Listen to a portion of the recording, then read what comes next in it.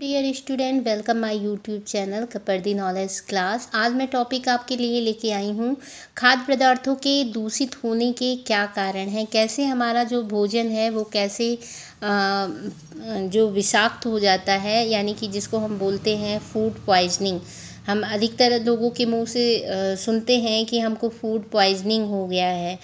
तो इस बातों के बारे में हम लोग आगे चर्चा करेंगे कि कैसे हमारा जो खाद्य पदार्थ है, जो कि फूड है या भोजन है, वो कैसे दूषित हो जाता है, कैसे वो विषाक्त हो जाता है। तो आज इसी टॉपिक पे हम चर्चा करेंगे आगे। और ये हमारा टॉपिक है क्लास 10th होम साइंस का चैप्टर है सामान्य रोग कारण और उपचार। ये तो बच्चों के लिए यूजफुल है ही है, साथ में हमें ऐसे भी इन सब चीज़ों के बारे में नॉलेज होना चाहिए कि हमारा जो भोजन है वो कैसे विषाक्त हो जाता है, कैसे पॉइजन उसमें आ जाता है। इन सब चीज़ों के बारे में हम जल्दी से चर्चा करते हैं। चलिए तो फिर देखते हैं खाद्य पदार्थों के दूषित होने के क्या कारण हैं। इन कीटाणुओं द्वारा दूषित भोजन करने से व्यक्ति भोज्य सामग्री की विषाक्तता यानी कि फूड पॉइजनिंग का शिकार हो जाता है। विषाक्त भोजन स्वास्थ्य के लिए बहुत हानिकारक है। अगर हमारा खाना किसी तरह से विषाक्त हो गया है, किसी बैक्टीरिया से या वायरस से या कोई भी ऐसे जो कीटाणु हैं जो हमारे खाने में चले गए हैं, जो कि हमारे भोजन को क्या कर देते हैं, विषाक्त कर देते हैं, पॉइजन की तरह बना देते हैं। वो खाना हमारे लिए चाहे जितना भी हेल्दी हो, लेकिन अगर वो विषाक्त हो गया है या उसमें कोई बैक्टीरिया इन्वॉल्व हो गया है या इंटर कर गया है, तो वो खाना हमारे लिए बहुत ही हानिकारक होता है। तो भोजन को विषाक्त बनाने वाले बाह्य कारणों में, बाह्य कारण जो बाहर से खाने को विषाक्त करते हैं, तो उसमें बैक्टीरिया आपका मेन आ जाता है, प्रमुख होता है। भोजन को विषाक्त बनाने वाले बाह्य कारण है। जो बाह्य कारण मतलब जो खाने में बाहर से चले जाते हैं, आपने खाना बना के रखा और वो उसमें इंटर कर गए या प्रवेश कर गए, तो बैक्टीरिया इसमें सबसे प्रमुख है। ये भोजन सामग्री में पहुंचकर उसमें विष उत्पन्न कर देते हैं, यानी कि पॉइजन उसमें पैदा कर देते हैं। ये कीटाणु भोजन को सड़ाकर दूषित कर देते हैं और कुछ भोज्य पदार्थ शीघ्र नष्ट होने वाले होते हैं। ये प्रायः जैसे फफूंदी है, वायरस है, खमीर है तथा जीवाणुओं के कारण नष्ट हो जाते हैं। अब जैसे हमने कोई हेल्दी फूड लाया, लेकिन उसको अगर हमने ताज़े रूप में नहीं लिया, उसको हमने रख दिया थोड़ी देर के लिए, उसमें तो क्या होता है, उसमें बैक्टीरिया आपके उत्पन्न हो जाएंगे, बैक्टीरिया पैदा हो जाएंगे, फफूंदी जैसे हैं और आपके वायरस हैं, खमीर हैं, ये सारी चीज़ें उसमें उत्पन्न हो जाएंगी, जो कि हमारे भोजन को विषाक्त बना देती हैं। भोजन सामग्री के दूषित होने के, अब ये तो बाहरी कारण थे, अब किस कारण से आंतरिक कारणों में कुछ ऐसे तत्व सम्मिलित हैं, कैसे हमारा इंटरनल जो रीजन्स होते हैं जो हमारे फूड को पॉइजन कर देते हैं, यानी कि दूषित कर देते हैं, जो तो उनके बारे में जानते हैं। भोजन सामग्री के दूषित होने के आंतरिक कारणों में कुछ ऐसे तत्व सम्मिलित हैं जो भोज्य पदार्थों में शामिल हो जाने से स्वास्थ्य को हानि पहुंचाते हैं, हमारी हेल्थ को डैमेज कर देते हैं, हमारी हेल्थ को नुकसान पहुंचाते हैं। कुछ पौधे देखने में जैसे पालक है, मेथी है आदि की तरह होते हैं,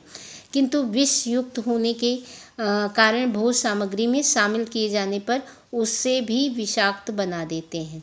ठीक है। अब जैसे कुछ पौधे हमको देखने में लगता है पालक है या मेथी है, इन्हीं की तरह होते हैं और वो सब्जी वाले हैं जैसे, या किसी कारण से वो हमारे खाने में चले गए तो वो हमारे भोजन को विषाक्त बना दे। इसीलिए जैसे साग है और हरी पत्तेदार सब्जियां हैं, उनको हमें अच्छे से पहले छांट लेना चाहिए। छांटने के बाद उनको देख लेना चाहिए कि उसमें कोई ऐसी चीज़ें ना हों जो विषाक्त कर दे हमारे भोजन को, और फिर उसके बाद में अच्छी तरह से उन्हें धो लें। और ज़्यादा अगर आपको ख़राब लगे तो आप गर्म पानी करके उसमें भी आप पहले उनको साफ़ कर सकते हैं, फिर उसके बाद में उनको हम काट के अपने भोजन में सम्मिलित कर सकते हैं। तो ये तो थे खाद्य पदार्थों के दूषित होने के कारण। देखते हैं जैसे हमारी सबसे पहले फफूंदी, जो मैंने नाम लिया फफूंदी, ये इनको हम फंगी और मोल्ड भी कहते हैं, या भोजन में मिलकर भोजन के चारों ओर ये हमारे भोजन में मिल जाते हैं और चारों ओर बारीक बारीक जाला सा बुन देती हैं। जाले के हर सिरे पर छोटे स्पोर बन जाते हैं। या भी वनस्पति वर्ग का जीव है फफूंदी। अब जैसे आपने देखा होगा, दही आप रख दीजिए और कई दिनों के बाद उसे खोल के देखिए तो उसमें फफूंदी लग जाती है। या कोई आपने बच्चों को आप अधिकतर टिफ़िन विफ़िन देते होंगे और कभी बाई चांस वो बच्चे टिफ़िन निकालना भूल जाते हैं और उनके बैग में पड़ा रह जाता है, उसमें कुछ खाना पड़ा रहता है, तो उसमें आप देखते होंगे फफूंदी लग जाती है। तो फफूंदी से तो आप बहुत अच्छी तरह से परिचित होंगे। तो ये भोजन में मिलके क्या करती है, भोजन के चारों ओर बारीक बारीक जाला सा बुन देती है और जाले के हर सिरे पर छोटे स्पोर बन जाते हैं।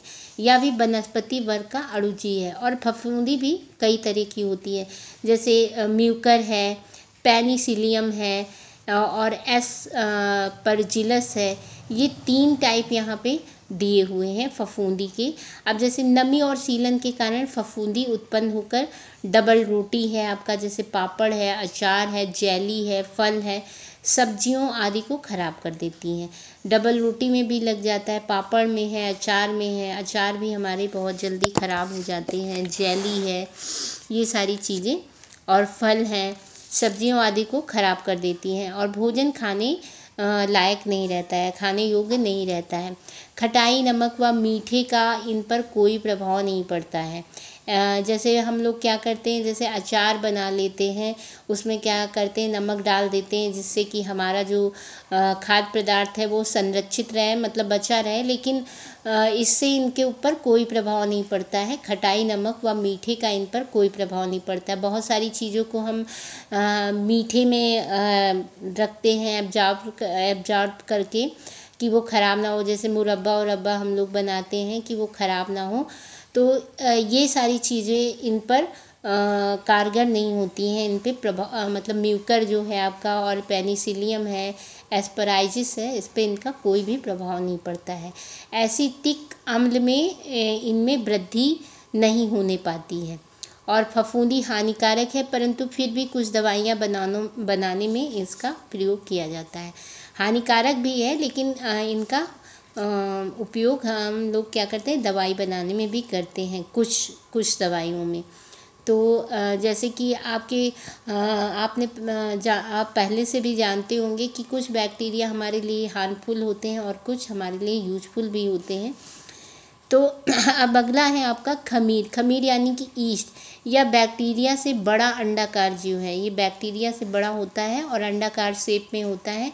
यह वनस्पति अणुजीव का ही रूप है, यानी कि ये वनस्पति यानी कि पेड़ पौधों का ही एक रूप है। खमीर की कोशिकाएं एक और पतली सी होकर कली सी बन जाती है और धीरे धीरे यह कली मुख्य कोशिका से पृथक हो जाती है। तो जो खमीर की कोशिकाएं होती हैं, एक पतली सी होकर कली बन जाती है, मतलब पतली होती हैं और कली बन जाती हैं और धीरे धीरे यह कली मुख्य कोशिका से, जो इसकी मेन सेल्स है, उससे ये अलग हो जाती है, पृथक हो जाती है और अन्य नई कोशिकाएं बन जाती हैं। ये बड़ी तेज़ी से बढ़ती हैं सामान्य ताप पर, यानी कि जो नॉर्मल टेम्परेचर है इनमें बहुत अधिक वृद्धि होती है। अगर नॉर्मल टेम्परेचर में इसमें बहुत ज़्यादा बढ़ने लगते हैं ये लोग। खमीर युक्त भोजन स्वाद रहित हो जाता है। जो जिसमें खमीर हो जाता है, पड़ जाता है भोजन में, वो टेस्टलेस हो जाता है, मतलब स्वाद रहित हो जाता है। और खमीर के अणु जीव चीनी के पतले घोल में अधिक बढ़ते हैं। खमीर के जो अणु जीव हैं वो चीनी का अगर पतला घोल है उसमें बहुत जल्दी बढ़ते हैं, जैसे जैम है, जेली है, फलों का रस है आदि। खमीरीकृत पदार्थ खाने से त्वचा एवं फेफड़ों के रोग हो जाते हैं। और डबल रोटी है, जलेबी है, सिरका है, बियर है आदि बिना खमीर के तैयार नहीं किए जाते हैं। डबल रोटी को भी खमीर से बनाया जाता है, जलेबी को भी खमीर उठा के ही बनाया जाता है, सिरका और बियर भी खमीर के द्वारा ही तैयार होती हैं। लेकिन अगर ये तब तक हमारे लिए यूजफुल होती हैं जब तक हमारी बॉडी को या हमारे भोज को विषाक्त ना करें। अब अगला है आपका वायरस। वायरस क्या है? वायरस बहुत सूक्ष्म होते हैं, यानी कि बहुत ही छोटे होते हैं, जिनको हम माइक्रोस्कोप यानी कि सूक्ष्मदर्शी यंत्र से ही देख सकते हैं।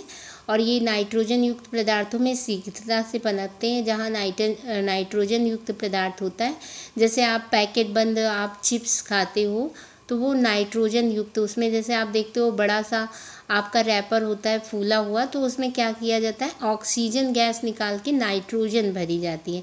और हम लोग जैसे अभी हम लोग सोचते हैं कि पैकेट बड़ा लगे, जैसे बच्चे क्या सोचते हैं पैकेट फूला रहेगा तो बच्चे सोचेंगे बहुत ज़्यादा इसमें भरा हुआ है, तो दुकानदार इस चक्कर में देते हैं, लेकिन ऐसा नहीं है। ऑक्सीजन की जब उपस्थिति होती है तो चीज़ें हमारी क्या होती हैं, ख़राब होने लगती हैं। तो इसीलिए से जब चिप्स होते हैं या कोई भी नमकीन के पैकेट हैं या चिप्स के पैकेट हैं या कोई भी आप देखेंगे दालें हैं, उनको जब पैकेट में पैक किया जाता है तो उसमें से ऑक्सीजन जो है निकाल के उसमें नाइट्रोजन गैस भर दी जाती है। तो इसीलिए वो फूले रहते हैं, पैकेट वो पूरा फूला हुआ रहता है। तो ये नाइट्रोजन युक्त पदार्थों में शीघ्रता से पनपते हैं, और जैसे पैकेट बंद चीज़ें हैं उसमें वायरस बहुत जल्दी होगा। वायरस नाइट्रोजन युक्त भोजन सामग्री में प्रायः पहले ही से विद्यमान रहते हैं। अगर भोजन जो सामग्री है नाइट्रोजन युक्त, उसमें वो पहले ही से रहते हैं। वायरस द्वारा दूषित भोज्य पदार्थ स्वास्थ्य के लिए बहुत ही हानिकारक होते हैं। अब नेक्स्ट है आ जाता है आपका जीवाणु यानी कि बैक्टीरिया। बैक्टीरिया जो हैं, जीवाणु कई प्रकार के होते हैं जो अलग अलग ढंग से प्रभाव डालते हैं। जैसे आपने देखा आपका खमीर भी कई तरह से फफूंदी भी आपका कई तरह से होता है। मैंने 3 टाइप आपको बताया है, म्यूकर, पेनिसिलम और एस्परजिलस। ये 3 आपके फफूंदी के टाइप हैं। अब यहाँ पे हम देखते हैं जीवाणु भी कई तरह के होते हैं जो अलग अलग ढंग से प्रभाव डालते हैं। बैक्टीरिया वानस्पतिक जीवाणु हैं या भोजन के साथ मिलकर तीव्रता से यानी कि तेज़ी से पनपते हैं और अपनी वृद्धि करते हैं, मतलब अपना विकास करते हैं। इनके पनपने के लिए ग्रीष्म ऋतु एवं वर्षा ऋतु अधिक उपयुक्त है। ये गर्मी के सीज़न में और बारिश के यानी कि मानसून के सीज़न में ज़्यादा पनपते हैं। ये भोजन में मिलकर अपनी वृद्धि के साथ साथ एक प्रकार का विष उत्पन्न करते हैं। ये खाने में मिल भी जाते हैं और इसके साथ में खाने में एक पॉइजन भी आपको क्रिएट करेंगे, उत्पन्न करेंगे, जो कि मनुष्य के लिए हानिकारक होता है। हानिकारक बैक्टीरिया मुख्य रूप से आमाशय व आंतों को रोगग्रस्त करते हैं। हानिकारक बैक्टीरिया मुख्य रूप से आमाशय, जिसको हम साधारण भाषा में पेट कहते हैं, आमाशय में पेट होता है, वह आंतों को रोगग्रस्त कर देते हैं। हमारे जो आते हैं उनको वो रोगग्रस्त कर देते हैं।